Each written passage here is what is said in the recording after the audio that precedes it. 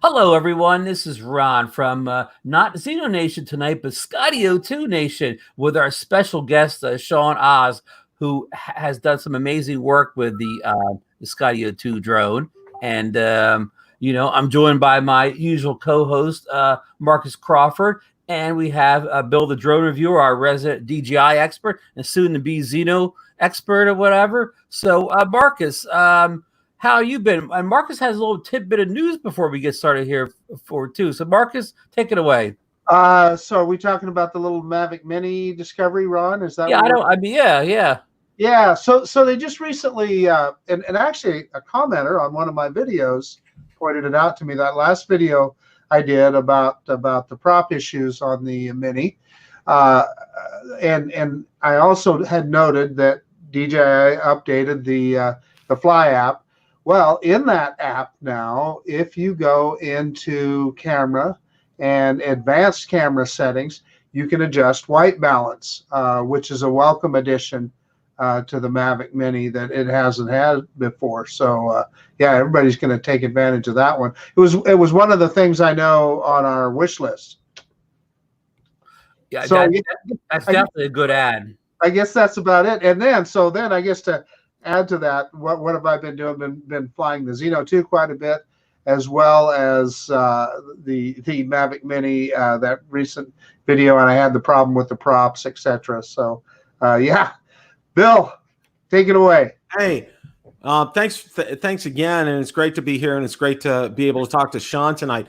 I've been keeping busy I flew my Mavic Mini indoors again today, and it may be the only game in town coming up. Who knows? But I just put a brand new video on 4 tips on flying the Mavic Mini indoors. And there's one tip there that's guaranteed to make sure it doesn't upset your significant other. So that's something that's extremely important when you're doing things like that, because my first experience flying indoors was with the original DJI Mavic Pro, and I took a nice chunk out of the wall with it. So so I've learned my lesson, and that's not going to be repeated again.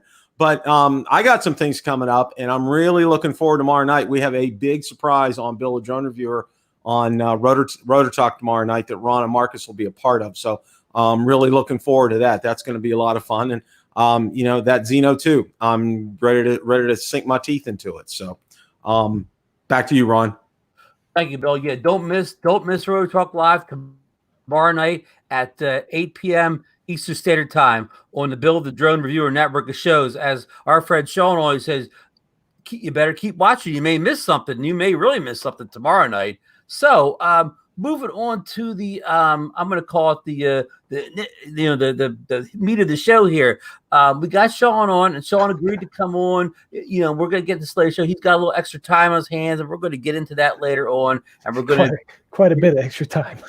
And we're going to jump into his experience with the Xeno 2. But this is his first time in the show. I know some people know Sean well, follow his channel, but other people may not be kind of aware of who he is and what he does and whatever. So I just want Sean to give you, is brief for as much information you want to, a little bit about yourself, where you came from, how you got to be where you are, what you do, what you fly, getting the Reader's Digest condensed version of Sean Oz. Whew, man, because the long version would take forever. But I am living here in Colorado. As you guys know, I'm up here in Colorado in the mountains. And when I say the mountains, I am in the mountains. I am literally 4 miles from a ski resort. I can go out my back door in the back of the neighborhood and be climbing a mountain within 5-minute walk. I wasn't always there, though. Prior to that, I was in a major city, Houston, Texas. Prior to that, I was in Huntington Beach, California. Moved from Huntington Beach back to Texas to be around family, the kid could grow up and know his grandparents that way.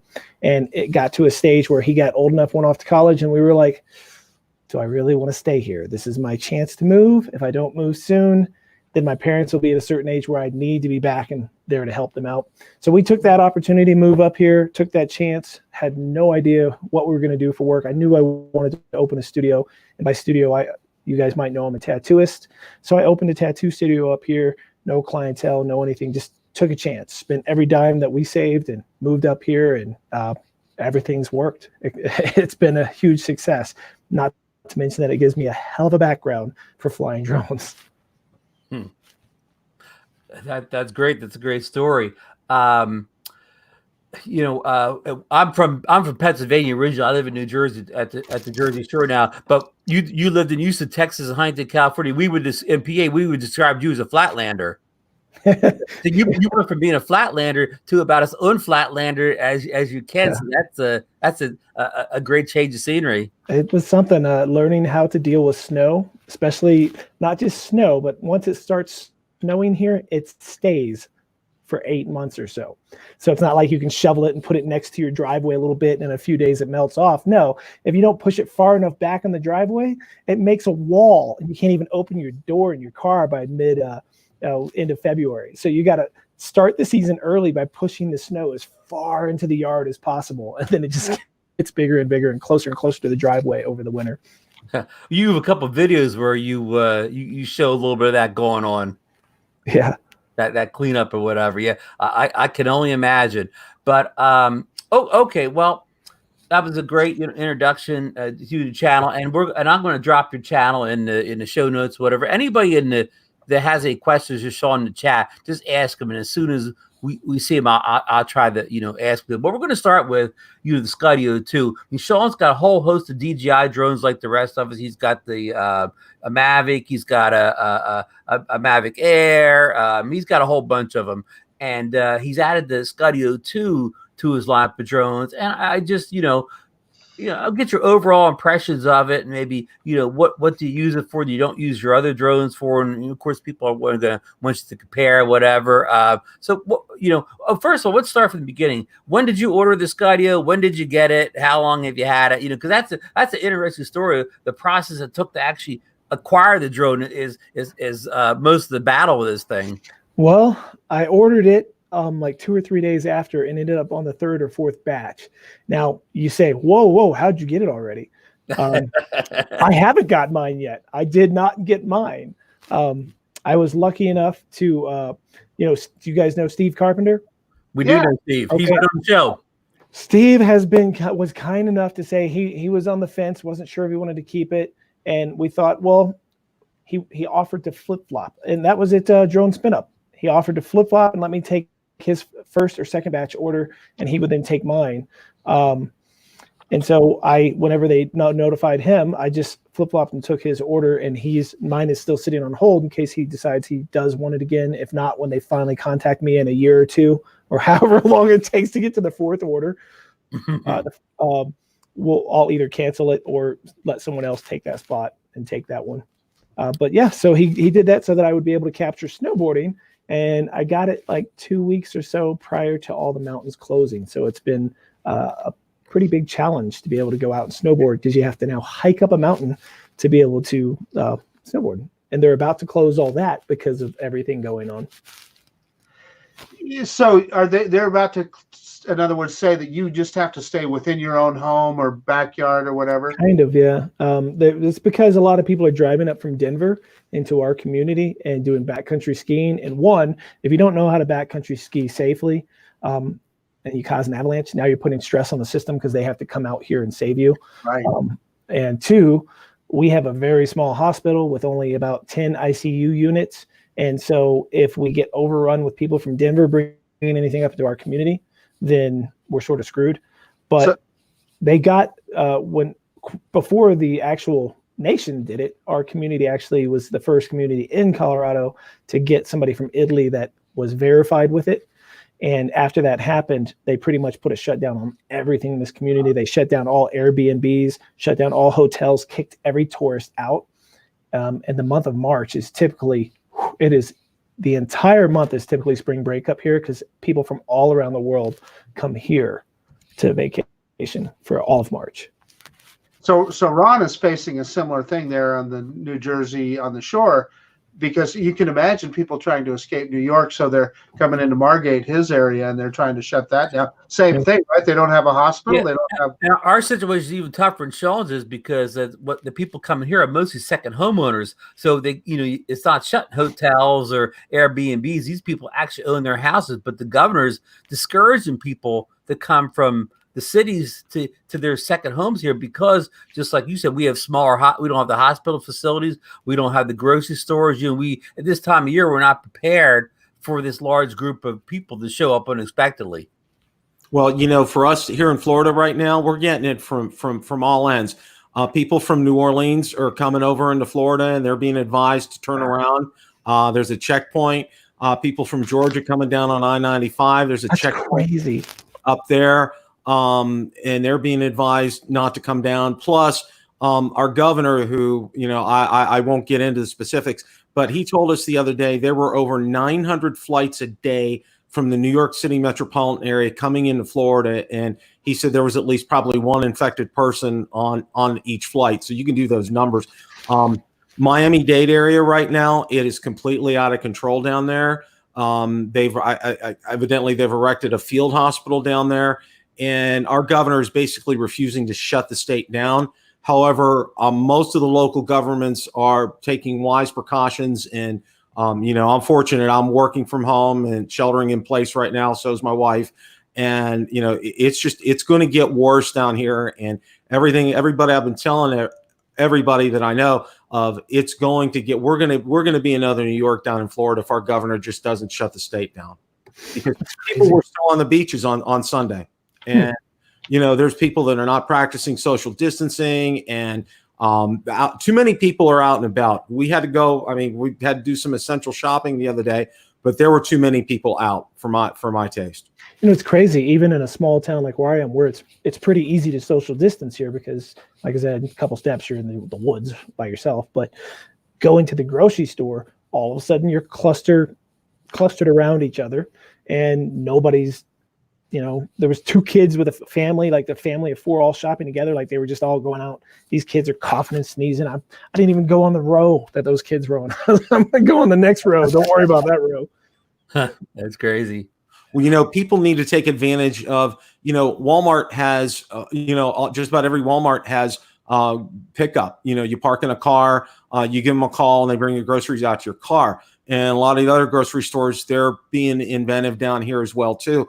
And, you know, that's how we've been getting our groceries. I mean, we've been doing contactless, you know, grocery delivery for a while, you know, and everything we get delivered to our front porch.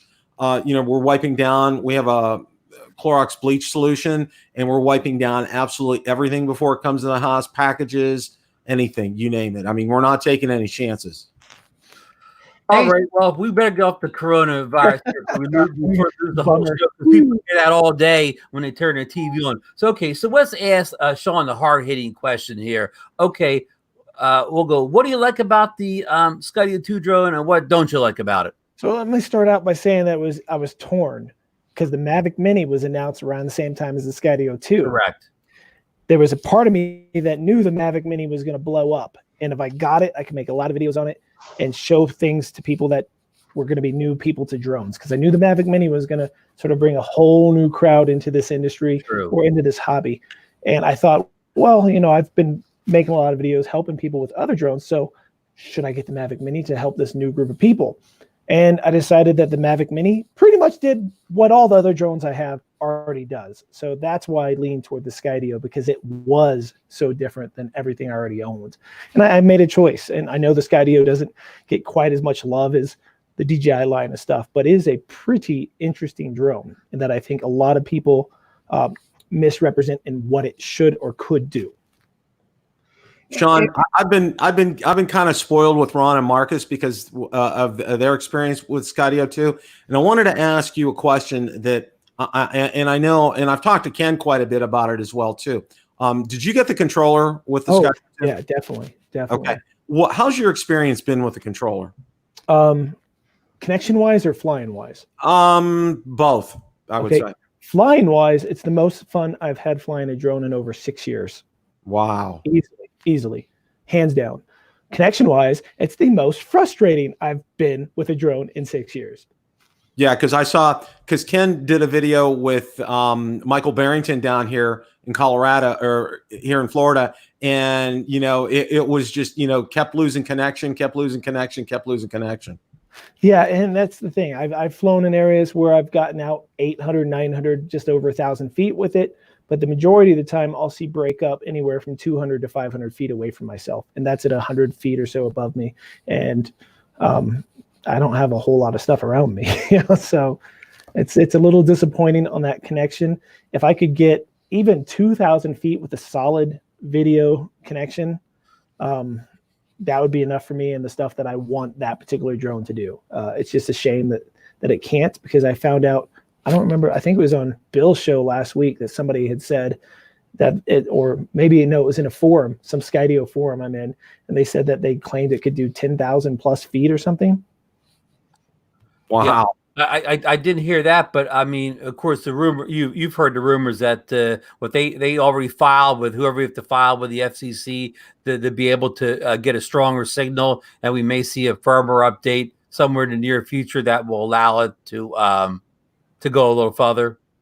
Yeah, that would be great. Even if we could hopefully triple what we're getting now, that would be nice. And then there's always a rumor too out there that they're working on their own controller for it, and they'll add that at some point, and that'll alleviate some of the range issues we've been seeing. Now, I did email them about that, and they said they couldn't answer anything with speculation on that. Now, on either of those 2 points, to be honest, they wouldn't answer. They didn't say no though, but they wouldn't answer those questions. Well, usually when a company's dodgy about an answer, that means they've got something to hide, and that's a good thing in this case. So let's just fingers crossed. That would help us all out, because if it had a solid video connection, I mean, man, the things you can do with the controller, everyone's always about the beacon and using the phone app and the active track, but flying it with that controller, it blew my mind. I was flying it backwards through trees, and I'm not talking high up. High up, you can do that with any drone. You can go up and get some scenic high up shots. That's whatever. Yeah. Anybody can do that. But this thing through trees, like, I don't know if you guys saw that when Kelly and those guys came out and visited, or the Skydio video I put out, and I'm showing them how I could fly it backwards and then strafe left. So it's doing this sort of back sideways thing. And then I'm using the yaw. So I'm doing like this backwards 360 kind of spiral through the trees. And sorry guys. No worries. Sorry. Yeah, you're okay. Yeah. And but I see Sean's point. You can get shots with this drone that you cannot get with maybe any other drone you own. Yeah, I couldn't. My DJI drones would have either had the sensors on and stopped. Well, the side sensors don't actually work on the zoom unless you're doing one of their modes. So the side sensors are sort of useless when you're doing that maneuver. But if you were doing just straight back, it would just stop. If you're using the Evo, it would just beep and then run into the tree, because the sensor doesn't actually stop it on the Evo. It does frontwards, just not backwards. Right. Hey, let's stop this guy to talk for just a second, and I want you to narrate a little bit of this video. This is a recent video you put out where you, in honor of the virus, you tried to lift a Corona beer bottle with a lasso with your drone collection. Can you give us a little background on how hard this was to make?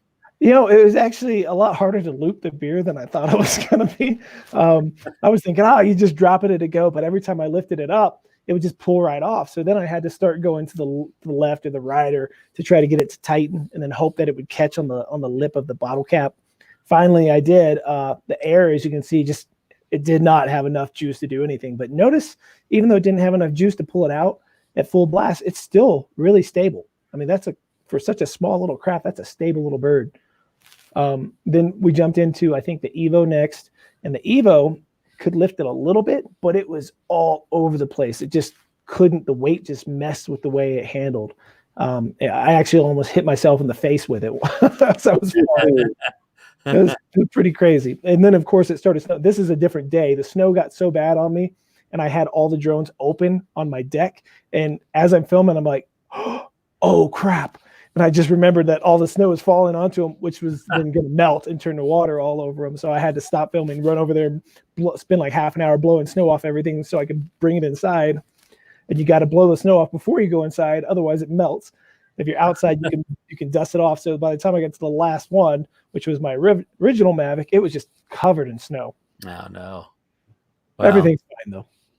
How many days did you over the course of how many days did it take to film this? 2 days. 2 days. Yeah. And did if you may skip, I'm an old man. Did you tell him about how when you used the Skydio and the rope got in the way of the cameras? That was, to me, the most interesting part. That was sort of scary because I had the controller set up, so I should be able to fly it. But with the rope hanging down, and it had the three, it has the three cameras on the bottom and the rope. I guess it saw that rope, and it was just all of a sudden doing everything it could to try to get away. And the rope followed it, so it couldn't get away. And I had no control of the sticks, 100% no control. And then I remembered that if you click land, it disables those in the landing. So I was able to do that, disable the sensors, and land it, and went out and caught it and just said, it's not worth trying the Skydio. Great thinking. Hey, we got a couple fellow Texans in here. Chris Hope and Michael Rader are in here with you shouting out Texas. Nice. Okay, now which drone did the best in the contest? The Zoom, hands down, did the best. At first, it was interesting because the Zoom would only lift the bottle up a little bit, and I was about to give up, and I tried one more time, and it took it up. I was so shocked. Here it is right here. Yeah.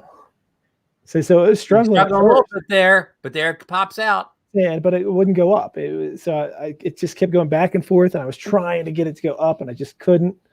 And I pretty much had actually, you don't see this in the video, but I actually landed it and was about to go inside. And then I went out and it did that. And I was like, I'll give it one more try. Turned it back on, hooked it up.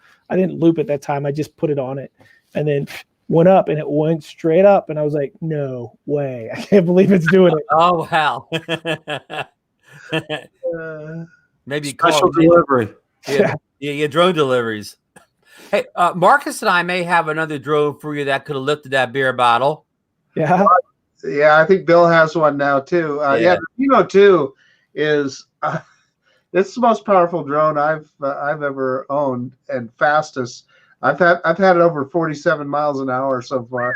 Yeah, I'm not familiar with that drone. It just came out. It's hard. It's hard to get almost as the Skydio 2. It's a budget price drone, but the amazing thing is, like Marcus said, I've seen it go in the upper 40s. And I mean, I have the Mavic 2, and it's more powerful. It sounds like it's a race car when it's in the air. And I mean, in wind, it can tackle any wind or whatever. It's got horsepower like you've never seen in a consumer drone. I'm sure the Inspire or something like that is much better, but and it's only about a $500 drone. Wow. Yeah, well, Ron, and I want to add though the Mavic 2. I've had that going. I've got a Mavic 2 Zoom as well, Sean, and I've had it up to 45 miles an hour. So it's a little bit faster than the Mavic 2, the Zeno 2 is, but it feels really powerful when you're flying it. It accelerates hard. It's amazing. Yeah, it was interesting. I never pay attention to the speed or anything that's on my screen. Like I just fly. I rarely check the stats. I check to make sure heights and distances, and those are about the only stats on the screen that I usually check. You know why we check it? Because a lot of our viewers ask. You know, it's a question you get a lot. You get it a lot. Yep. Yeah. And you know what's funny though is in that video that when it did finally lift it up, and I was standing under it, all I could think of is going to slip out of that noose, come down and smack me right on the head. Oh, or I thought you were going to see you get a beer bath. Hey, that was a great shot, by the way. That was one of my favorite shots out of that. That was the 360 camera, the GoPro Max that I used to follow. I didn't actually have someone standing there to follow it, so by using the 360 camera, I could reframe it later, and it was sort of like having a cameraman standing there. Oh, that's cool. We're gonna get the 360 in a minute. Okay, we've covered some of the I'm okay the bad things about the Skydio 2, the range, and a lot of people don't like the controller. But I hate because a lot of people get in this conversation and they never get to the good points of it.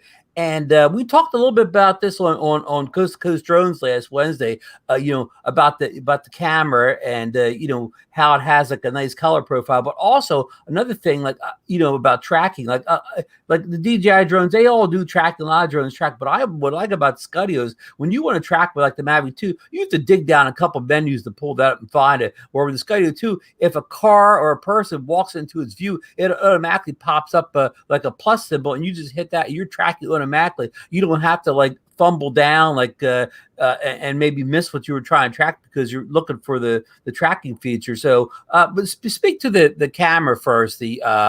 I love the camera and the thing, and I think you do too, Sean. Yeah, the camera. So I'm making so many videos so often. Less is more. That's a big philosophy for me. Is less is more. Time is so important to me for myself, my family, and everything else that, and my business. That YouTube. I don't know about you guys, but I spend. It's a turning into a full-time job for me, if not more so. I probably put as much time into this as I do my own shop, which is ridiculous because I make no money at YouTube. But point is that if a camera that I can use does some of the work for me and does it well, then I'm all about it. And I do think the Skydio 2 color profile is good enough to not have to worry about tweaking it and spending that extra time in post. Same with some of the other cameras I use. I found some that I think are amazing, and they actually, as we've mentioned in that last week, is that I can't confirm it, but that someone that worked for GoPro now works for Skydio. Now, I don't think it's somebody that's probably recent, because the GoPro Max profile, which is their newest camera on GoPro, is mind-blowing good. Where the Skydio to me is more like the 7 or maybe the 8, which the color profile is still really good, but it's not as intense as the GoPro Max color profile. And a good point. Like when I do like Skydio video, lots of times I really don't do much with it. Like I throw it into the editor chop parts I want in and do very little correction in it, which is like you said, is a godsend when it comes time to try to get a video out quickly. Yeah, and honestly, even with my Mavic Zoom and my original Mavic, I had color profiles set on there that I liked, like that I didn't have to tweak for 90% of the time. They worked, because if I'm using this stuff mostly for YouTube, most of the people, I'd say for myself at least, and most of the people that I know that do YouTube, if you go check your stats, the majority of people are watching these things on a phone or a tablet, where 4K really isn't a huge difference. You got to watch on a TV or something large to really take advantage of 4K, in my opinion. Oh, definitely. So you're probably half of your audience is watching from a mobile phone device. Yeah. So they are. Yeah, you putting all that hours in the color correction probably is not going to do a whole lot for those people. Yeah. And that's why you'll see most of my videos only go up to 1080. Is, well, one, it takes longer to edit 4K. Two, I save 90% of my files, so I would have to have like a jillion little hard drives laying around, because I've got 6 years of footage, and 1080 is a much smaller file size, and it uploads faster when you're done. When you render it out, it goes faster. It's just everything's faster with 1080 compared to 4K. Now, I do occasionally do something that's 4K. Like I think I put a 4K video of a snowstorm the other day with some stream water coming through, and that kind of stuff. I knew it was going to be a shorter video, so yeah, it's not going to kill me. Right, and that type of video, that the extra pixels in that video really work, because you were kind of like close to the things and you could see the detail. Off the subject a little bit, Ron Levesque here, I believe I pronounced his name correctly. He said, "Hi guys, do the controller mod on your Skydio 2 controller and get 2,300 to 2,600 feet." So there's your 2,000 feet there, Sean, if it works. Yeah, possibly. I'm not a big fan of this controller, so hacking it up wouldn't kill me.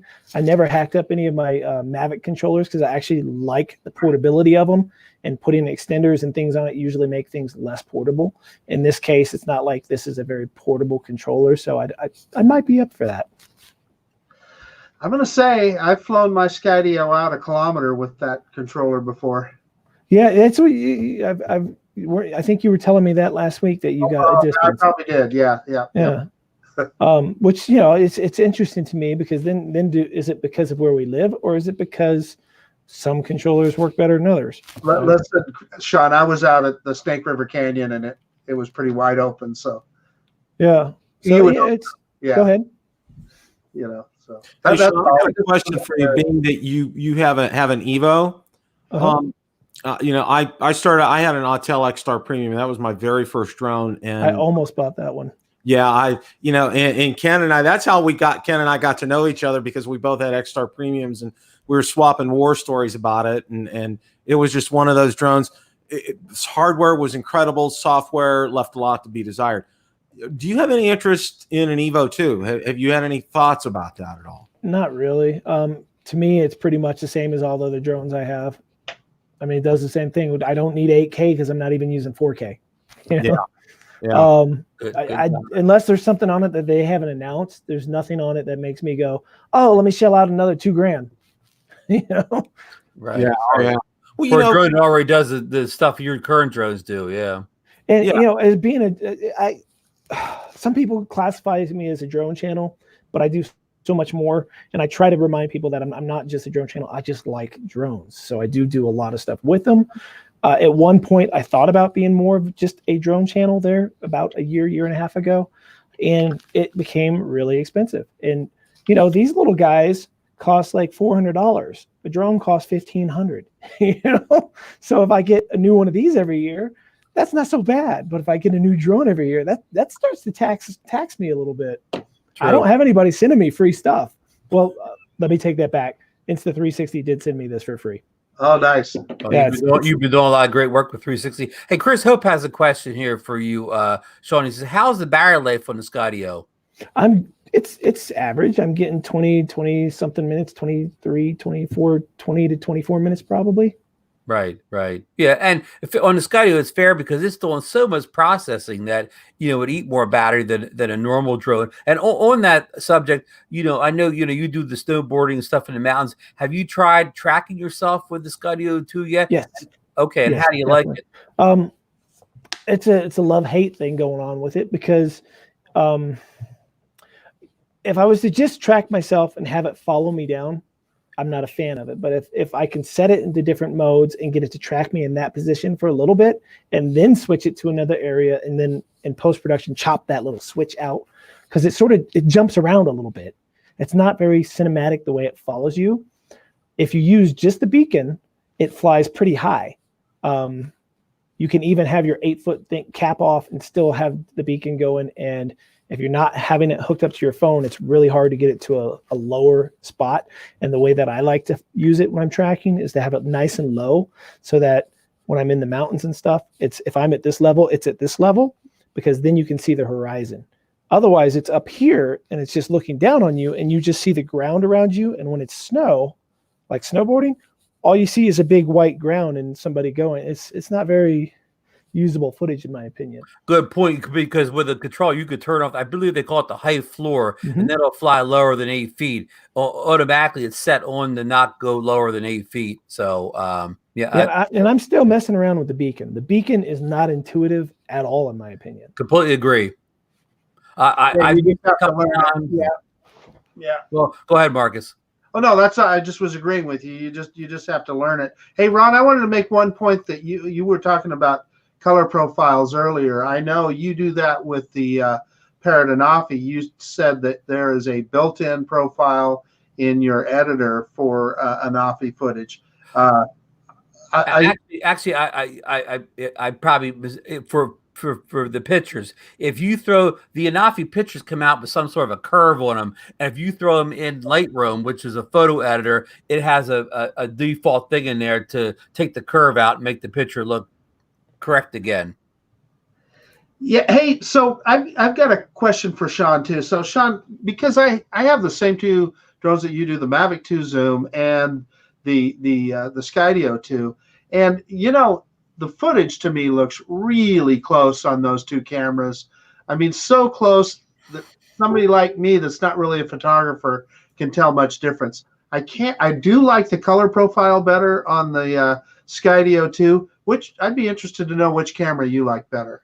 Yeah, I haven't done a lot of side-by-sides or any side-by-sides with them yet. It's something that I'll probably do over this whole quarantine thing, is go out with both of them and try to mimic the same flight so that I can do a video and put them right next to each other. One of the things I find is when I'm making these comparison videos, I'm doing things that really we don't do when we use these drones. You know, like, I mean, how often do you really put both of them right next to each other and pick them apart like that?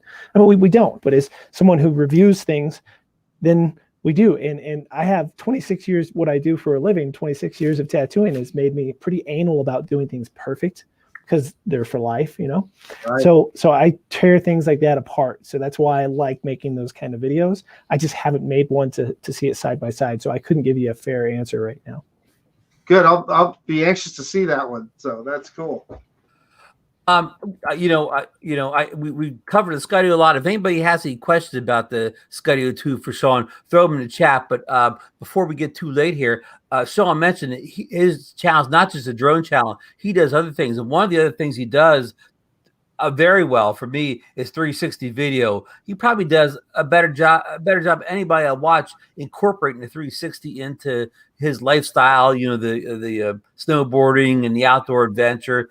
And I wanted to talk a little bit about that. And his current favorite 360, he already mentioned it once, is the GoPro Max. But he has other 360 cameras too. So give us an overview of how you got into 360 and what it does for you and how it goes into your workflow. Let me grab something real quick. Take your time. So this is the Insta360 One X, and this is the first 360 camera that I got. And you can see it's pretty slim compared to the newer 1R. See the difference in the profile? Yeah. Mm-hmm. So what most 360 cameras do nowadays, it makes it really easy for all of us to use them, is we have a lens on the front and a lens on the back. And everything between here gets stitched out by software in the camera itself.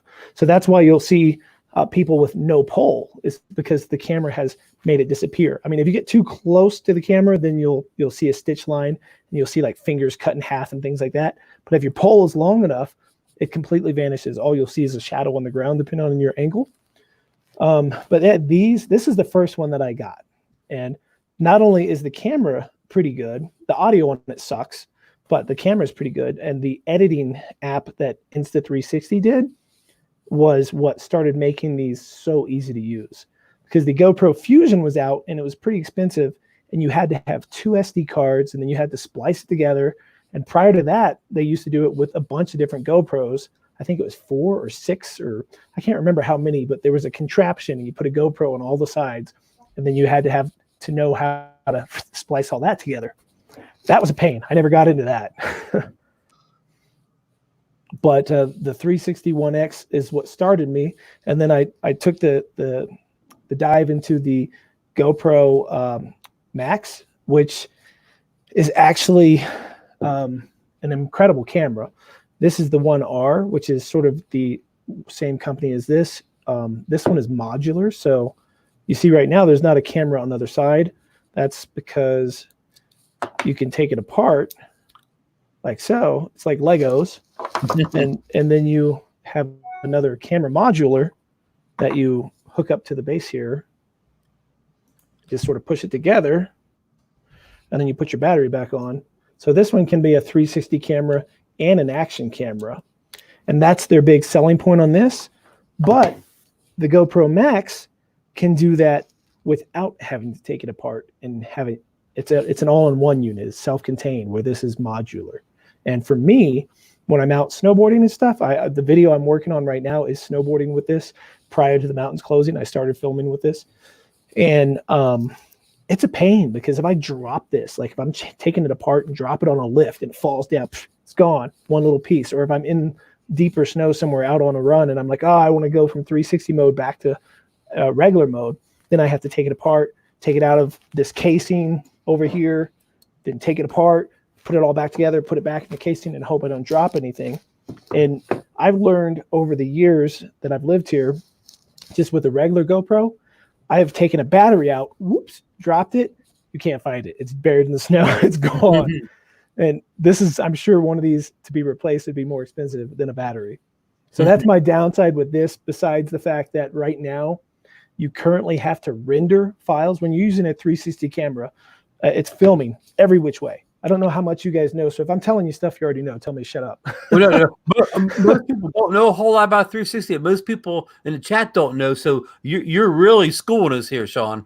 Okay, so when you're using a 360 camera, it's filming, as they say, all over the place. It's actually filming more than 180 degrees on each side and then overlapping the stitch line to get rid of things. And that's how it sees everything at once. Because it's doing that, when you then bring the file from the camera into your app or your computer, you're then able to move the camera around. Let me see if I can show you. I think I have some files in here, and that might make more sense. No, hold on a second. Oh, let me turn the camera on, then you'll be able to see it. But so as you're looking at it on your app or your computer, you then have to select what the camera was seeing, because the point is to turn it back into normal footage and to a fixed point, right? Right. Unless you're wanting to upload it and let someone else move it around, which right. you can do, Right. but most people don't typically like those. So the point is we choose the fixed frame that we want our viewer to see. So you go through the whole file, the whole footage, no matter how long you filmed it. You got to go through it all and put drop points and select everything that it sees.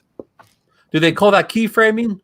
I think that, yeah, that's one name for it. So here is, let's see if does this show? See if I can do this. Yeah, we can see it. We can see it good. Okay, let me move. Is that better? That's good. Okay, so first you change, upside down. You change the aspect ratio, right? Mm-hmm. And then you notice, see, I can move it any which way I want. So you go down, lift it up here, and you click a point, and now it's got a little yellow dot. So that's where it is. Then we scrub forward to wherever. I mean, you would take more time than this, and then you would choose where you want to look at this point and put another dot. And then you just do the same thing, right? So we'll go a little bit, and you can move it around, and now we scrub to this point. And same thing, just as you're watching it, you just decide where you want it and put a point, right? So just to sum it up, when you're done with that, then you export that file, and you export that file back to your computer, and then it's like a regular file that you got out of your drone or out of your GoPro or whatever. Now it's fixed. And then you can put the file in Final Cut and edit it alongside normal footage. Exactly. Okay. And I believe what you were doing there, Sean, I think the word they use, is overcapture. You overcapture is one and then mode. You choose what you want. I think the buzzword's overcapture. Overcapture is a mode on it to actually select it. So overcapture, I mean, that might be what it also is, but they also call that whenever you're actually there's a mode in it where you can actually select it and then move this around, and it sees where you move it. So it's like you were the camera, and you can move it and look wherever you want, and it's selecting that. There's also the way to, on the GoPro, it's nice because you can just pinch and zoom. You can actually pinch it, and it zooms out really far away. I mean, really, really, really, really, really far away. Or you can zoom in, you can twist it, you can turn it into a planet, you can do an upside down planet.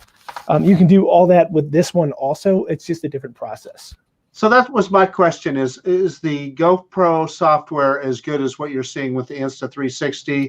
Good, bad, or just different? So when I got it, I thought I liked it less because there was a few less options. However, I don't use any of those options on this because I like to take my footage into Final Cut, or if you use Premiere or you edit on your computer to get the final look, all the stuff pretty much you do on the Insta1R or 1X, all the little extra bells and whistles, you don't need because you're going to do it anyways. If you want to speed up your footage or chop it up or do whatever, you can do all that right in your Final Cut program. However, the GoPro lacked those, but it had everything I need, and it gives me functionality in a different way. So in some ways it's better, and in some ways worse, depending on what and how you're going to use it. What you're doing, sure, like everything else, huh? Yeah. Marcus, I know Marcus wants to ask you this question too, because both of us, it's always a concern. On the GoPro Max, to me, it looks like it has a good usable screen on it. Is that true? Can you actually see it well enough? And I see you have glasses on, so you're a good person. You can actually see it enough to be usable? Yeah, it's probably over 2 times as big as this little screen on the 1R. So yeah, it's a nice size screen. Now you can't move it around in 360 mode while you're filming, but you don't need to. I mean, when you're filming 360, you actually, so you notice it's vertical. I'm not like when I'm filming with a regular GoPro, I'm filming myself doing action, you turn it so it's like this, right? Or most of the time if you're following someone else, you turn it like that, right? But if you film 360 like that, then your stick is in the shot because now it's not getting, see how the stitch line is here? Mm-hmm. You have to have it so the stitch line is parallel. Sorry, I'm trying to line this up. So it's parallel to the stick. If it's up like this, it's no longer in that blind spot. So that is how you get those invisible sticks. Cool. And now explain this a little bit to us. One of the selling points of the Max is not only a 360 camera, but it also can be a normal action Yes. camera. Is that true? Yes, and that is the best thing about it is hero mode, and people don't realize it. It's just like people don't realize things about the Skydio with the controller. For some reason, hero mode is overlooked, and people just think it's a 360 camera, but hero mode is insane because it's still using that one 360 lens to capture. And so in hero mode, it's just using one or the other. That's it. It's not using all 360, and it's saving it as an MP4 file. So you can take your SD card right out of it, pop it in your computer, use the file. You don't have to render it. You don't have to send it to this and then render it and then send it back out. That's 3 steps. If you can just take it off the SD card, you just use it. Not only that, it's a great color profile that you get with the 360. Yeah, the Max has an incredible color profile. And the regular part of it, when it just takes a hero one, has the same color profile. The skies are insanely blue. The skin tones are fine. You know, on the Hero 7, the skin tones were a little funky. It had this, like, I don't want to say beauty filter, but you remember that thing going around with iPhones and phones for a little while? Everyone was like, "Oh, it's got a beauty filter. It's smoothing out your skin tones." And the 7 sort of did that for some reason. The 8's not doing it anymore. But the I don't even touch my 8. Rarely. My Osmo Action sits there. My 7 sits there. My Max is my go-to. The only time I take my 8 is if I know I need a higher frame rate or I want 4K. You got me thinking here, Sean. The wheels are turning in my head too, Sean. You're really doing a good sales job. So just drop that link someplace. Just drop a link. I hit that buy button. We want you to make your quarter off of our sale. See, I don't have an affiliate with GoPro. I could pull up an affiliate on Amazon if you guys. That's what I mean. Oh, here, one more question before we get off this subject, unless you have more. But okay, in your workflow, you know, with your photography, at what's the decision in your head whether to use the 360 function of the Max or to use the Hero function of the Max? What makes you? How do you decide which one to use in a certain situation? So that's a great question, actually, because that's something that I didn't discover until I did it a lot. Because that's a hard one to know, because you don't know which one. There's more workflow to the 360 than the regular.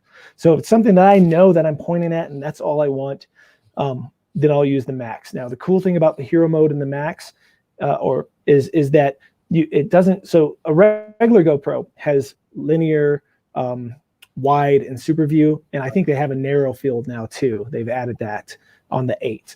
Now the Max has the narrow, the linear, wide, and then what they call max view, which is even wider than super view. Oh, wow. So for filming yourself doing something like snowboarding, riding a bike, walking with your dog, or whatever you're doing, you can have a shorter stick and capture so much more of what's going on. That's amazing. And not only that, but here's what's crazy.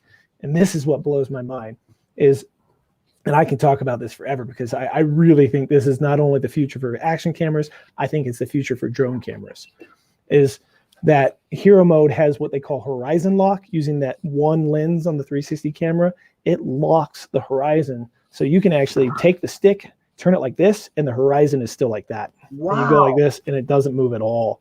And it is the only 360 camera that can be turned into a Hero mode and lock the horizon that easily and work that well. Wow, that is phenomenal. Yeah. I got a video on my channel that shows it. It's pretty incredible. Oh, wow. Well, we'll get that dropped. Like my Hero 7 Insta360 may be going on eBay tomorrow, and no, don't get rid of.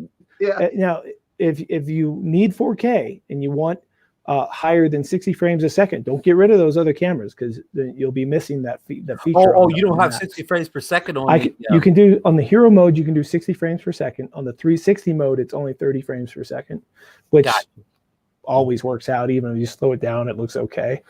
I have tried to preach and hope that somehow GoPro sees one of these videos and is smart enough to realize this. But if their GoPro 9 is basically just a GoPro Max and a GoPro 8 smushed together, which gives that Hero mode 240 frames a second, 4K, and all that. If they can pull that off in one unit, so you have one unit that's not modular, it's all in there, that would change. That would be a game changer. That's knock it out of the park home run, huh? Oh, it would be. I think it'd be incredible. I just looked in here to I didn't even think about narrow mode. I looked in here, and yeah, sure enough, it's there. Yeah. Which mode? The narrow mode. Yeah. Yeah, and the GoPro 8's a good camera. So it not only has a what they call hyper smooth 2.0, I think it's called. Right. But you can click on a little feature to make it even more stable. What that does is zooms it in even more. Right. So if you're snowboarding and filming yourself, it's, you want that wider field of view. So that's where you're losing that field of view to get more stability. But in hero mode on the Max, you get a wider field of view, and it's still more stable than you've ever seen. I mean, it's incredible. It's more stable than a gimbal. Ron's buying one. Yeah, I was just. I think you sold a bunch of them tonight, Sean. Yeah, I was going to ask, how's the on the Best Buy to get one? I just always have to focus and let people realize it doesn't do the higher frame rates, and it doesn't do 4K, because a lot of people are 4K snobs, and they're like, 4K. But you heard what I said earlier. I rarely use 4K, so I do have backup cameras for 4K if I need it, but I use this camera probably 90% of the time, if not more now. Well, let me just go ahead, Mark. Go ahead, Marcus. I was going to say, all the money I spend on accessories, this mod, what do they call it, media mod, and then I've been thinking about getting that front-facing screen on there, and that's another $80. And hell, I've probably got $600 in this camera already. Hey, Marcus, ask Sean the key question. How's the sound on that Max? Well, yeah, that's a good point, because they've really improved it on the 8. The sound is really good. So the sound is really good on the Max as well. A couple of times I've had issues when snow or something hits it, and then it gets quiet for some reason. It's got multiple microphones all over. I think 5 or 6 microphones to make like a 360 kind of audio. Another thing you might like is you don't need to get a screen for it, because it does have that screen. And since there's 2 cameras, you can flip which side you want to film with. So, hey, I want to use the screen to flip me. I just use the camera facing myself.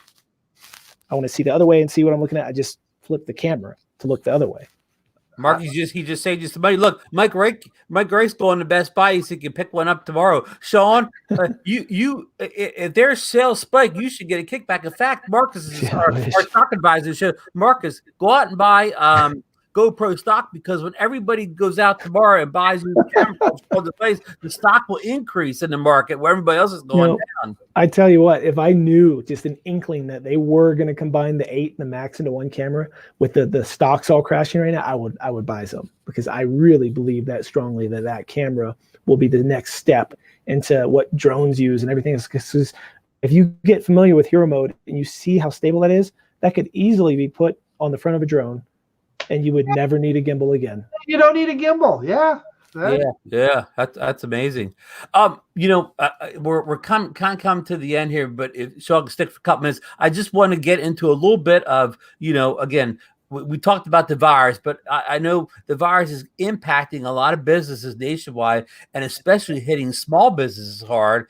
And Sean's a small business owner, as he described. He's got a shop in, what's your town's name again? I forgot already. The shop is in Silverthorne, Colorado. Yeah. And he's been closed down for a while now. It looks like we're going to be closed down for the whole month of April. And I think the way you described it, March was going to be a big month for you. So March is my busiest month of the year. Yeah. So how are you going to navigate these waters of small business being shut down? And I know the stimulus package hopefully will help you out a little bit. I don't know how much details you know about that yet, but we're still looking into it. So when I was on the Coast to Coast show last week, I think that was the day that I found we were going to be shut down till April 30th. So it's a 6-week shutdown for me. A lot of other businesses were shut down up here, but they were supposed to open like April 14th. Now I think that's been extended now to April 30th. So everybody's shut down as long as I am. So at least we're all in the same boat together. Yeah. So I did send out some emails to landlords yesterday for my house as well as for the business. So we're waiting to hear back from them. The house one was really cool. They're working with us every which way. So I don't have to worry about losing my house. So that's good. The business, we're still waiting to hear back from them. I think they're working on some things to try to at least get the rent down to help us out because their mortgages are lower than what our rents are. So some of these people are just saying, hey, this is what our actual bills are. You guys cover that. We'll let the rest slide. Hopefully that's what my landlords do here at the business because that would be, huge. But, it's people, I heard about mortgages being deferred today, but it turns out from reading into it a little bit further, the mortgages are being deferred up to 3 months. And then the owner has to pay those 3 months all at once. And that doesn't help anybody. Yeah. It's, I guess it depends bank to bank, but that's what I'm hearing today. Yeah. It's a big thing. And that to me is just mind blowing because a hit of 3 months all at once could close somebody down right there as well. Yeah, we passed on being able to defer. We looked at deferring our mortgage, but I'm like, no way. Was like you just said, Sean. Well, my thing, and I watched one of your videos tonight, and why don't you tell us about ways that we can help you out during this? Because we don't, we know a lot of small businesses, but this is up close and personal. I mean, we all know you. We've all watched your videos and everything. How can we support you during this time? Well, I've had the drone skull shirt with the props, so that's on my Teespring store. I'm going to be adding more stuff to the Teespring store. I'm making some joke things. I'm going to actually put some of my tattoo art on some of those shirts that's not drone related. So maybe there's something in there that you guys like. Teespring sort of sucks because I sold $100 in shirts the other day, and I think I got $29 out of the 100. So Right. It is what it is. But I am looking to try to start doing a little live thing on my own show. So obviously super chats and things like that would help. But YouTube takes 30% of a super chat. So that's an interesting fact some of you might not know. Right. Well, if you get some of those T-shirts links, I mean, we'll try to put them in the show notes of future shows or whatever for people. And also, before we get you out of here, you also want to hype a contest you're having on your channel for the DJI Osmo Pocket. I said that correct, right? Yeah. Yeah, you did. And I got to say, I was looking over the stats of it today for the video versus the entries, and I'm a little disgusted. Not at you guys, not at my real people that are actually watching, but I have, I think, 300 views on that video, and I had put in there, hey, we need to try to get this to 10,000 views, and then the contest will go live, and I'll definitely choose somebody, and I'll make sure it's a real person. And that's why I had people write in the comments as well, because I'm using one of those programs to help choose someone, but you can reselect, and I was going to verify that it's a real person by looking through my comments. But we're at 300 views. Like, that's it. Like, but check this out. Let me pull it up and I'll tell you. We're at 300 views, but I have 690 entries and only 300 views on the video. How's that happen? Because so I'm using an app called King Sumo, and what I think is happening is that people are just sharing it in the description, or bots are somehow using it, or multiple accounts to sign up, and they're not actually clicking on the video. They're just clicking on the entry to win. So maybe that's my mistake. I shouldn't have used that. But there's more than double entries compared to views in the video. So we're not even getting close to actually it being a real contest. So now I'm torn. It was going to be till April 15th, and it still will be. So we'll give it a chance to see what happens. But it's a $400 camera, and I've made $1 off of that, $1.40 off of that video right now. If we get to 10,000 views, I don't know if you guys how familiar you are with the stats, but at 10,000 views, I might make $45, and that's okay. I'm not trying to make some money on this camera. I'm just trying to get a little return by people seeing views. I went out of my way to make it a fun video, and that's why I put a minimum number on there. So I think, Sean, one thing I can tell you right now, and I think it's like universal for all of us. We expect a lot of our videos.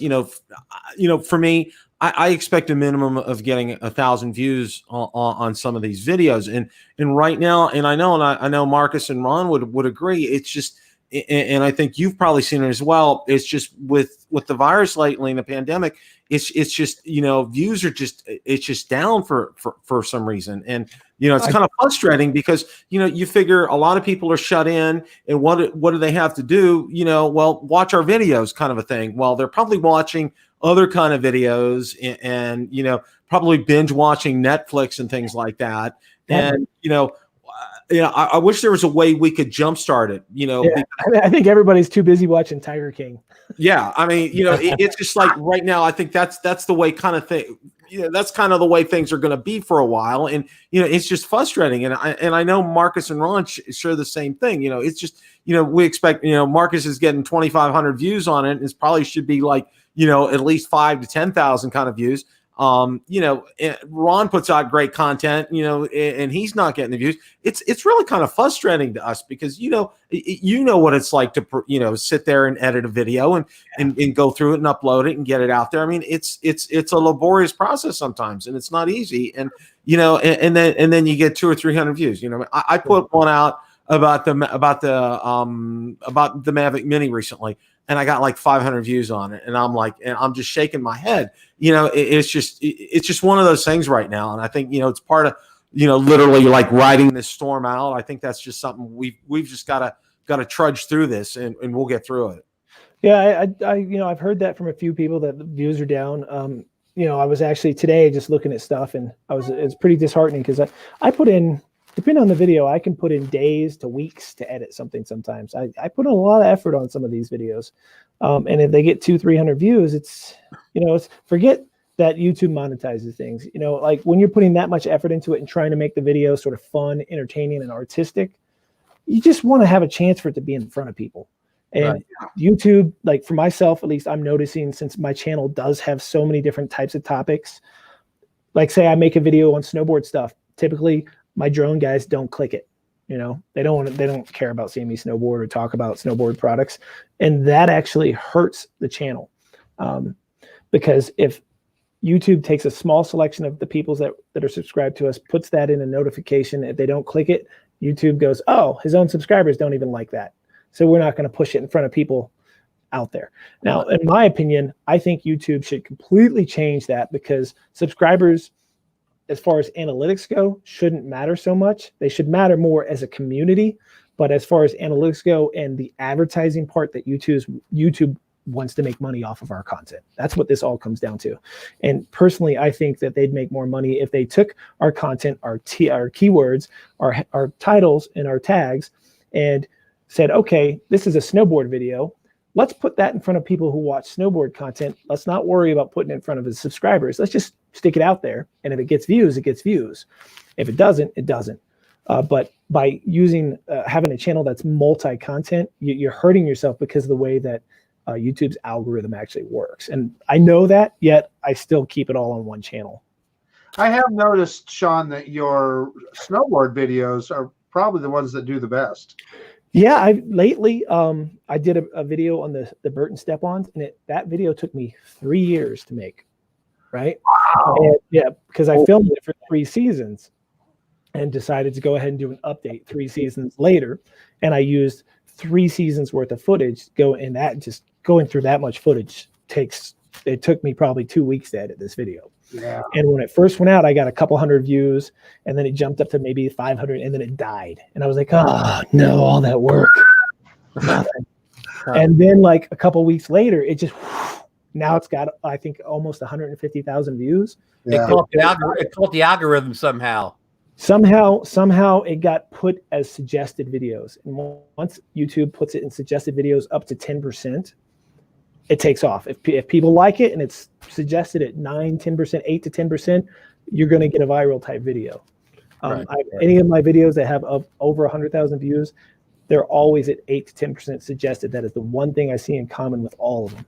Wow, good. Hey, we all feel our pain, and I'm going to read Stevie Ewing. He's one of our biggest channel supporters here, and his is going to warm your heart. He said, "You guys give us all a break from this madness. I hope you understand that what you do isn't in vain. Big support from your real followers." That's awesome. Steve's the type of guy that's why we do this stuff or whatever for people. And he's watching the show from Ireland when it's like 3 a.m. and he's show here. Yeah, and that's why I'm doing videos like that nature one by the stream, and I'm going out and I'm going to do more videos like the last one I did where I'm just filming myself talking as I'm flying around, not all edited, all like cinematic, just me flying around like you're sitting there with me and we're shooting the shit, and I'm going to probably do quite a few more like that because I can't go get out and do these snowboard reviews, and when I'm reviewing these cameras and showing how stable they are, I don't like being the guy out there jogging with the camera. I like to actually go out and do action stuff with them, real real things, you know? Yeah, right. Rather than just a test that doesn't mean anything. Hey, Chris Hope's on board too. He says, I agree, Sean. Just want to share and let others enjoy the content. Yeah, I mean, I wouldn't complain if I made millions of dollars on YouTube. Don't get me wrong. Right. I don't think any of us would, but I think if you're going to make videos on YouTube, you better love making videos because we're not making much money. Right. And if we actually, I'd be happy if I just made enough money to pay for the stuff I buy.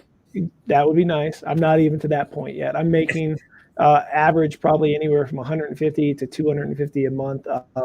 Most of the time, it's about 180. That one video that I just did with the Burton step-on video, the snowboarding one, with it spiking like that, it brought my 28-day total to $500. So I made $500 in 1 month from YouTube, which is the most I've ever done. That doesn't pay the rent on the tattoo shop, does No, it? it does not. Not even close. Well, we've kept you in here for over an hour now. I know you're trying to edit and finish a video, but I think the audience really enjoyed having you in here. I mean, you really gave a lot of great information, not only on the drones, but I think the 360. You really enlightened a lot of people out here, and I think you've really increased GoPro stock or whatever. I think it's going to be uptick in sales for the GoPro Max, and this is just the live. Wait until the replay people see this. Before I go, let me link you to a video. If you guys are serious about wanting to learn more about the Max, I did a really thorough video that unboxes it and shows the camera. Let me just link it in the comments here. Okay. Are you a what do you call it? I've got to make you a what's the word, Bill? I got to make him an admin. I got to make you an admin. Oh, okay. Well, I can just. Oh, could you? It won't let you drop the link unless you're an admin. So. Yeah, it should be good now. Okay, let's see. GoPro Max. Boom. Did it work? I don't know. Here, you know what? I see here on this screen. There we go. Did that work? You guys see it on the Sky? Okay. You've got it in the private chat. Yeah. Now I do. Yeah, because it didn't work in the other one. So I moved it. One of you guys can do it. I'm going to copy it over to the other side. Oh, thank you, Marcus. Yeah. So I'm not the most technological person here. I need Bill Thomas here or whatever to run all the buttons for me.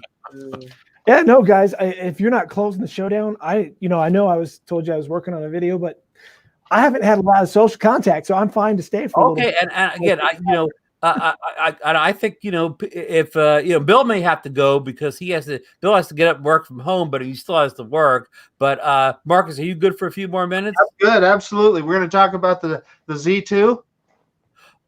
Yeah, we'll talk a little bit about the Xeno 2, the drone we told you about was even more powerful than the Mavic 2. It got a firmware update today. They updated the app, the drone, and the controller. And now it does YouTube streaming just like the DJI drones. And it also added, Marcus had talked about this in one of his videos, it just did the optical tracking where now it tracks the GPS of the controller as well as you could draw the box and track somebody too. And that was a feature the Xeno 1 had that was, we were kind of, perplexed that it was left out of the 2, but it's back in there now. I haven't got to test it yet, but it's in there. Yeah, it's interesting. The other day I went out to try to do a live stream from my Mavic Zoom and it wouldn't connect. So I wasn't sure if DJI had canceled that, if it was just me having an issue. It seems like it's just me though. Yeah, I never have good luck with streaming from my DJI drones. I did. I have like the Phantom 4. The Phantom 4 Standard was my first real good drone. And I used to stream well from that, but now I can't stream. I'm terribly off the Mavic 2 Pro and off of any DJI drone now. And people say, well, it may be your phone, it may be your carrier, but I tell them, well, no, because I can open up Facebook directly or YouTube and I can stream live great off the app. So it's not the phone, it's not my carrier. It's only when I put the drone in the equation. But some people, like you were in the show last week with Philly Drone Life, he does an whole channel live or whatever. They're Paul Drone Bum, Dennis Lovely, a whole bunch of them. They do almost their whole channels live off these apps. So they've got it working. Well, I think one of the problems, Ron, is that the smart controller, it's still kind of wonky if you're trying to do YouTube Live through the smart controller, it's best to kind of like do it natively. I did that one, and I'm trying to find the name of that app that I used because Chad, our friend with the Xeno, he clued Chad me in B. on that. And Prism Live is it, and it's from my phone. And what's really cool about it is, I was in my DJI Mavic Mini. I did a live stream from the Mavic Mini. The Mavic Mini it just has the DJI Fly app, and it doesn't have the capability to be able to go live. Well, I was able to do it using Prism Live, and it works really well. The only catch, though, is it works better on Android phones versus Apple phones, okay? With Apple, there's a workaround. You have to go through a workaround, and it takes some work to be able to get it to work. Yeah, guess what, Bill? It doesn't anymore. Now it works on the Apple phone. It does. Well, you're right from initially, but now it's been updated and it works with Apple better now. Awesome. That's all. And you know what? It's like you can live stream basically from any drone you wanted to. I mean, as long you bring it up, bring your screen up, and it's on there, and boom, you're good to go. I mean, it's flawless. I really like it, and the signal strength has been very strong. I mean, which app again? Prism Live. Prism Live, yeah. And Chris Hope, he's one of the Sunday Sunrise crew, and he says they use that RTMP thing that you get inside the YouTube app, and they use that rather than going direct. So that's the key for them. I don't know too much about it, but I know whenever you're using like a third party app to stream, they want you to get this RTMP key and put it in there, like that thing that Bill Thomas wanted to use for a while for us to stream. But real fast, I want to thank everybody who came in the chat tonight, but I also want to encourage everybody to go over and sub Sean's channel. If you want to drop the link to your channel in here too, if they can go over and sub him up and check out his content and help support the channel. If you enjoyed seeing him tonight, you'll enjoy seeing more of the same content on his channel. They just click my name in the chat. It goes to my channel, right? There you go. So click his name in the chat and go over there and sub him up if you enjoyed his what he had to say tonight, because you're going to see more of it on his channel, and he's going to be pumping out a lot of videos in the next month since he won't be busy at the shop working 12-hour days. Yeah, it's either that or I sit at home playing Xbox and twiddling my thumbs, and that makes even less money than YouTube. Yeah, it does. Yeah, and while you guys are at it, give Sean some support. If you see a t-shirt you like, go out there and pick one up. Help support a small business owner that we all know. Okay, Sean puts out some awesome content. He really does, and I love your drone content. It's fantastic, and you can tell that you can tell the difference between somebody that just cuts a video and puts it out there and just slaps it out there, and then you can tell with you, Sean, you take your time, you edit it. It's a work of art for you. It's like doing tattoos. I mean, it 100% is about it, and you can tell. I mean, it's no accident that snowboarding video got 150,000 views, because again, you really plan it out. You're meticulous, and you put a lot of effort into it, and we appreciate that from what I can see. And like I said, I absolutely love your drone videos. They're fantastic, and don't stop. Keep it up, and we're here for you. The drone community. We're all one. It's time to put any kind of crap that we had aside and just unite right now. Just to be together and support each other, and obviously support people like Sean, who's a small business owner who's going through a rough time right now. You're about to get a tear coming out of my bill, man. That's really supportive. I appreciate that. I'm serious right now. You're hitting my heart. Unfortunately, Bill didn't get to go to Spin Up, but I mean, Marcus, it's real. I mean, we met Sean at Spin Up. I mean, not that we spent a tremendous amount of time with him, but the quality time we did have with him, you were just an impressive person. I think I said this on the show last week. He gave one of the keynote speeches at Spin Up or whatever. And I believe you told me you were a late fill-in for somebody else that canceled out. Is that correct? I'm sorry, it broke up. When you did the keynote to Spin Up last year, did you tell me you were like a replacement for somebody else, or no? I guess there was somebody else that was supposed to be the ending speech, and he canceled. I don't know who it was, but that put me as the showstopper, I guess, at the end. So, I had some nerves. My nerves, I'd never done a speech ever. I never written one. I never used the program. It was all brand new to me. And when Kelly first called me up and he's like, hey, would you like to speak at Spin Up? And I was like, hell yeah, that'd be awesome fun. Literally like in a week or so, I was like, oh my God, what have I done?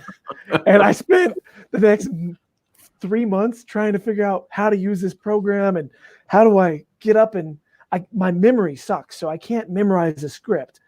So trying to figure out how to do this, and then the day came, and I actually went outside before my speech and took 2 shots of Fireball to try to calm my nerves. I was talking to you in the hallway. You were nervous. I was trying to calm you down in the hallway before your speech, and but you knocked it dead out there. I mean, like, not that the other speeches, were, there's a lot of great speeches that day, but I think yours may have came from the heart more than anybody else. There's a couple people that did real polished speeches, which they probably say the same speech many times or whatever, but I could tell, yours was the first time, it was from the heart. And again, we had a commenter last weekend here that they said that because of your chat, they make better videos now because you just showed ways to create better YouTube videos. And again, you influenced a lot of people that night. And we have comments here from DeMarco, said that the guy was great presentation. Mike Wright, who was there also, he's a fellow Texan. He said Sean is a great public speaker. So look, you touched people besides Marcus and I with that presentation. So I mean, the love is genuine. I mean, it really is. The way I thought of it, Ron, is, and I debated, what am I going to talk about this whole time? It's a drone speech. I got to make sure it's drone related. But at the same time, I do so much more than drones. I wanted to sort of mix in some of the ground footage and show how I edit videos. And I thought, okay, most of the people there know each other because of YouTube. And that's our common thing that ties us together. I mean, drones do too, but if it wasn't YouTube, we wouldn't be talking to each other. So true. So my thoughts are, some of us don't do videos, but maybe they're interested in it. So I wanted to just try to be as down to earth and share how I do it with everyone, and hoped that maybe that would help what I've researched and found out over the last 4 or 6 years or whatever it is. And I guess it did, because some people are saying it's helped them, and that is the coolest thing about me doing that speech, is knowing that somebody out there actually got help from it. That is a really cool feeling. Yeah, it really is. So again, all the stuff we're saying about it's genuine. You've left a strong impression on a lot of people, and for being yourself, not being not being fake, or I hate these word fake, but not being a character, whatever. You're just being yourself, and it comes across, and it connects to a lot of us. Yeah, meeting me in real life, obviously I got days that I'm a little low energy, but if you know me in real life, you know that I'm the same silly dude that you see in most of the videos with all the energy. Most of the time, I'm the guy that's running around and excited about stuff, and that's me. I'm not faking it on the videos. I might embellish it a little bit on a video here and there if I don't feel it that day when I'm out editing, because I want to still present myself as myself. But I try to be real. Here's Lord the Grumpy Vlogger. He says he heard your speech on the replay, and it was fantastic, Sean. I appreciate that, man. Thank you. So, okay, we'll get back to a little bit of, your dilemma, small business owner. Now, come summertime in your ski resort town, is it also like a busy time? Why ask this question? I've been to Lake Tahoe in the summer, and I've been to another big ski resort in the summertime. And you get there, and you think it's going to be kind of dead because it's summertime, and you get there, and the people there tell you, no, it's busy. It's just as busy the summer as the winter. Is that true for your town? June and July are typically pretty busy, so hopefully everything picks back up. My worry is that it's not just me that's closed; it's everybody. Like almost everybody's out of business right now. Yeah. So, if Joe Blow, who wanted to get tattooed, now he's out of business for 6 weeks or more, but he still has rent, and everybody opens back up. First place people are coming is not to my shop. They're going to pay their rent. They're going to stock up on groceries. They're going to take care of their essentials, and they're going to start working again. And it's going to take a little bit. So that's my concern.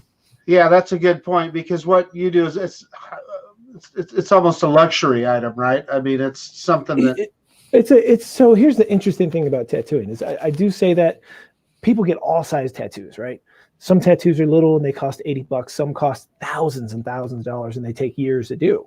Over the 26 years I've been doing it, I find that alcohol, like bars, and tattooing typically are sort of recession proof.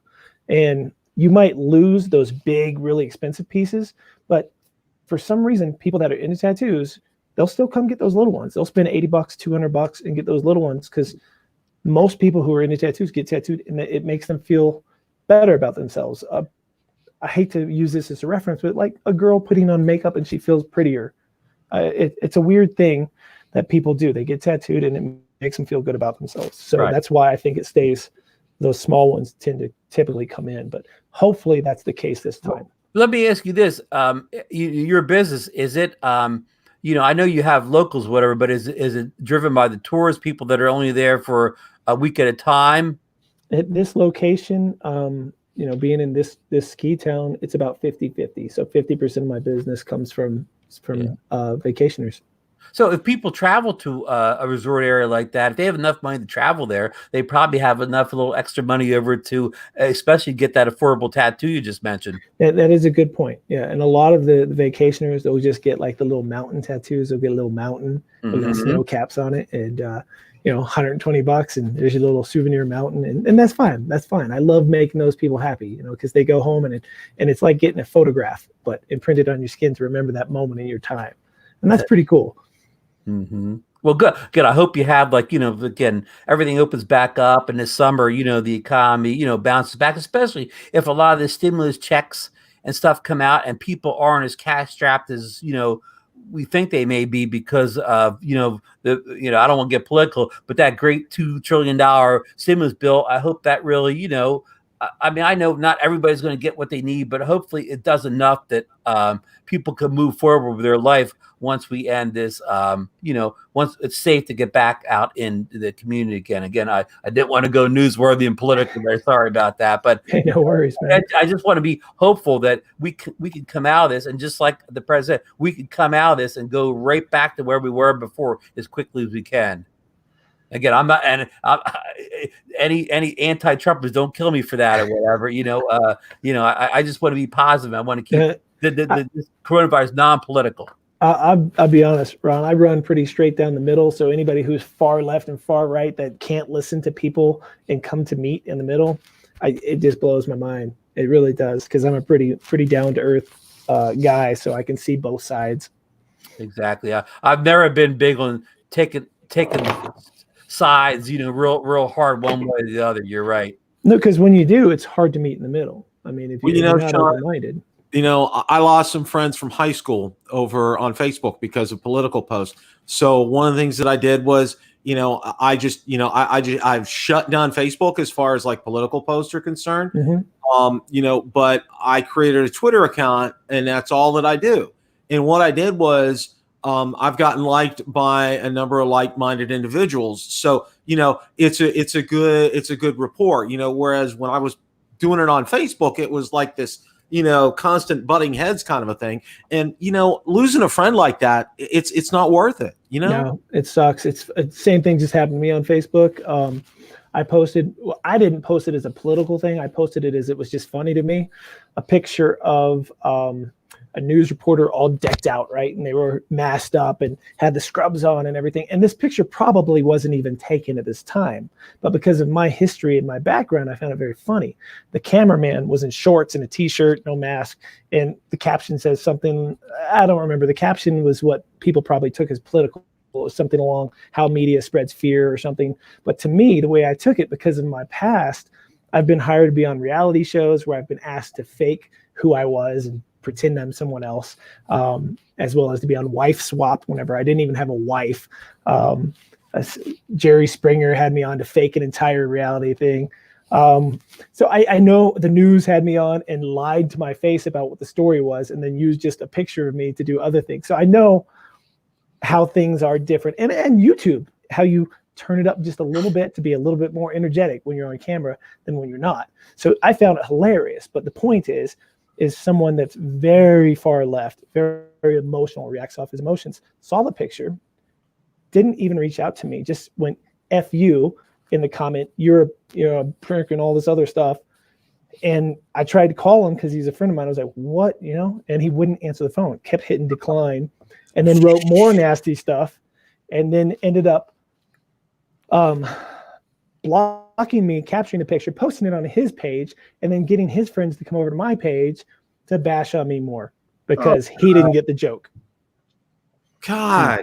Yeah, again, and exactly. That's getting too far, over to the left or the right or whatever. You get too far over, then you can't see the forest through the trees anymore. Yeah, and I get it. He sees it. He's a journalist. He writes. He might have taken it in a way that I didn't see it, and that's whatever. But I wasn't pushing it as an agenda. I just thought it was funny, and it's we need to remember that there's another person on the other line there on the other side, and if something makes you feel that way, don't just react, man. Because like I always say, if you're out and you get a flat tire and you freak out and you react, what are you going to do? Then your tire's not going to get changed. You're going to get stuck on the side of the road for a while. But if you're rational and you think about what's going on, you just change your damn tire, get back on the road. Okay, I'm going to change the subject here for a second. Yeah, gotta get this politics, or we'll lose them. This is a question for all of you. You got $400 to spend on the drone. Is it the Xeno 2 or the Mavic Mini? Ooh. Let's see what the chat says.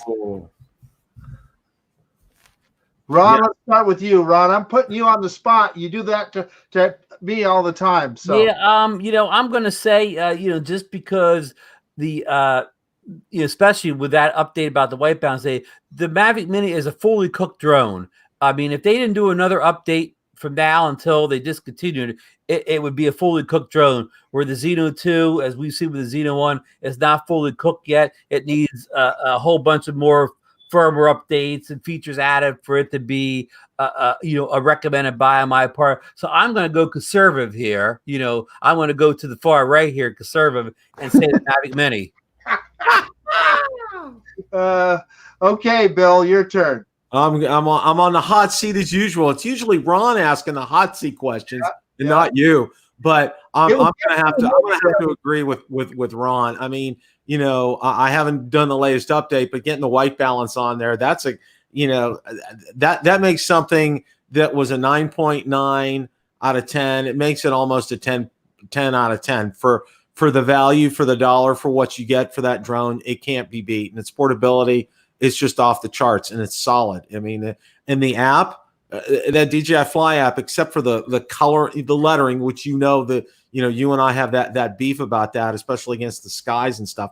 I mean, that app, I hope that DJI takes a lesson in going forward, in that they kind of modify the Go 4 app to kind of resemble the Fly app, to make it a lot more simple, because it's so easy to find stuff with that. And flying that drone is a pure joy. It really is. Well, it's not fair to ask Sean, because he probably doesn't know much about the Z2. No, but I can see by the size that I like small and portable. So I would probably do the Mavic Mini, just because it looks like it's a lot smaller than that one. Yeah. Listen, I got to tell you guys, I'm glad I have both. I'd really struggle to make that choice. I love my little Mini. There's that as far as a travel drone, it is so easy to take with you. It is so easy to deploy. It is such a precise flyer. Sean, on your video, that when you were picking up the beer bottle, you mentioned that about the Mavic 2, and it's so true. These new Mavics, they're so much easier to fly than other drones. And the Mini, to me, flies a lot like the Mavic 2 as far as the precision of it and how easy it is to control. Now, this guy is not that, but boy, is it fun. Yeah. I mean, it is a powerful drone. It's got a 4K 60 frame camera on it and shoots pretty darn good video. Is it Mavic quality? No, but they're getting close. And for $400, holy mackerel! This thing, you feel like you're flying a jet fighter when you have it up in the air. And Yeah, so it's got a few tricks of its own. So I'm going to really wimp out on all you guys and tell you, I don't know if I can make that choice. Whoa. We forgot That's the question. He can't make the choice. well, we forgot to tell Sean, Marcus is the quickest man in the West on hitting the buy button on a new product. Yeah, so his on his mouse. I just get both. His mouse has buy on it. Okay. Yes, but well, if that's the case, in our private chat in there, Marcus, I put the link for the GoPro Max. Oh, trust me. You don't know how close I came to hit that button. Oh, that's funny. Well, we're gonna what we'll see tomorrow, Sean. We usually message each other during the day, and we'll probably see Marcos will probably post his ship by date for GoPro Max. or he may post GoPro's stock increase for tomorrow. After the market closes tomorrow, the shares will go way up. Okay. Now listen, I'm going to get serious here for a second. Take it from an investor. GoPro stock is not one you want to mess around with. Yeah, no, it's bombed recently, and I don't know if they're going to pick it back up where it's worth it ever. Well, it would take a real blockbuster, and when a stock falls out of favor like that, it is really tough. They really have to knock one out of the park to get the attention of the market again. And of course, everything's all algorithms now, automated trading, and so it's got to show some real promise for that stuff to take effect. So I didn't mean to get too serious, but I'm just. I'm gonna get real. Don't do it. I'm gonna get real serious. I'm gonna get in the time machine tonight. Go back and take the GoPro Karma and erase it from history or whatever, and get the stock price back up again. Well, that would probably help, but there's way more to it than that. So when GoPro, they had that Ambarella chip, they had all that stuff, and they were the only ones making that kind of a camera. And now there's so many other competitors out there. They're probably not quite as good, I don't think. I still think that GoPro makes the best action camera. They do, but they're sure close. That geez, if I had to use the Osmo Action instead of this, would I know the difference? With me, probably not. Yeah, the Osmo Action is not a bad camera. When I first got it, I was pretty hard on it, but they've done a lot of firmware updates to bring it up to a standard that I actually like. And the build quality, which I didn't like at first, has grown on me, and I actually like the feel of it now. I don't think it's better than the GoPro 8 or even the GoPro 7, but I think if you're using it as a point and shoot camera, the Osmo Action is great. Yeah. Yeah, I mean, what Marcus alluded to, and what really hurt him is, 3, 4, even 5 years ago, the Chinese companies all started making knockoffs, and they weren't anywhere as good. But for $100, somebody could buy a knockoff that did 4K 30, and the specs looked about the same. And if you only had $100, you just got that or whatever. You didn't save up your $300-400 to get the GoPro, so that hurt. But they had to anticipate that was going to happen someday. But we could go on forever, and we've been on here for over 90 minutes, so we better call this show to a halt here. But I really want to thank Sean so much for coming on. I mean, he's been a great guest, and I mean, we had a tremendous response from the chat to him being on. So many good questions and comments, and I do want to thank everybody in the chat, for joining tonight. Even a lot of them don't even have Skydio 2s, but that's why we tried to round the conversation out with the 360 and the small business for people that maybe don't really care about Skydio 2. But I'm gonna let you wrap up. But I want to thank Marcus for being on the show with us tonight, and and you give us some final comments or anything you have. Yeah, no, you know what? Tough times right now. Everybody is dealing with this COVID, and it's getting a lot of people down. If you're able to do it, even if it's from your backyard, get out and fly your drone. I'm just telling you, there is nothing that puts a bigger smile on my face than when I get out there and get that drone in the air. So that's my word for the day, Bill. Marcus, thanks, and thanks, Ron. And you know what?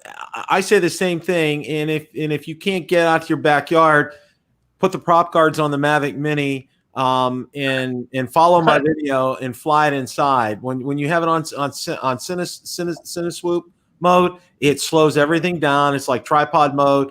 and you can navigate through your own house without having your significant other causing her to have a heart attack. So, but with all that being said, we're all going through a lot right now, and support each other's channels. Watch videos, okay? Watch other videos. Comment on videos. We thank you for coming on to SkydioNation. Be sure to be there Tuesday night for Rotor Talk. We're going to have a great show. Got a big surprise we're going to have, so that'll be fun. Coast to Coast Drones is on Wednesday night. Ron's on there. I know Sean's been there too, and so is Marcus and I. All these great shows. I know Lloyd wasn't able to have his show tonight, the Grumpy Vlogger. Support him. Mel has a show. I think it's on Sunday nights. Kelly Shores has one night a month that he's on. Friday. Support us. That's Friday. Support. What we need from you is just watch our videos, okay? And I think it'll be therapeutic for you guys, okay? Because we're in this together. And you know what? I don't care if you're Republican or Democrat. We're going to win. But we have to play safe. We have to play smart. And, we got to be, just follow the guidelines that the CDC has set out. And we'll get through this. We really will. And also, Sean is representative of thousands and hundreds of thousands of small businesses across the country, and they're the backbone of the economy. It's not the Procter and Gamble's, but it's businesses like Sean's. And if you can support him through his link, please do so. I'm going to make sure to put it in my show tomorrow night as well. Small businesses around, like these mom and pop, stores, or food takeout. If you could buy a gift card for them right now, from them, just to let you're going to come and use it when you're able to do that. Think of some creative things. We're all in this together, and we're all going to win. Thank you, Bill. Thank you very much. Sean, do you have any closing comments? We'll let you wrap the show up here.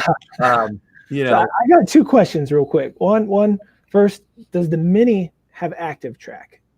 No. Okay. Second, here's a question to you three. If GoPro made a new Karma that actually flew well, like a DJI, using the hero mode of GoPro Max with that stability, do you think that could bump them back up into relevancy, and would you buy one? Go first, Marcus. I'm sorry. You sold me when you first started talking about the camera. So yeah. I just saw him hit the buy button. As long as the battery doesn't fall out, we're good.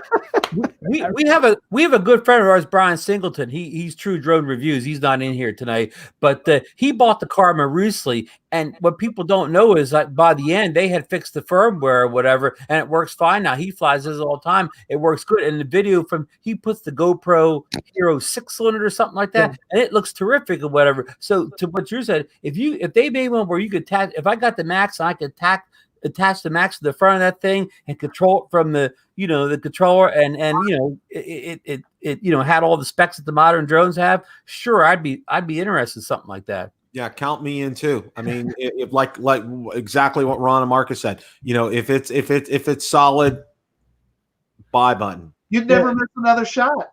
No, yeah. I mean, if you have a camera that doesn't need a gimbal, your gimbal would never break. Yeah. So I also just want to say thanks to everyone in the chat, because it's hard to respond to people. I see a lot of people writing, and tagging my name or saying stuff to me, and I don't want to stop talking to everyone here to talk to the people in the chat. But I saw some amazing comments in there, and you guys really, I mean, you don't even understand. Today, like, I was in the dumps a little bit, and you've all brought me out of it. So thank you so much. I really appreciate it.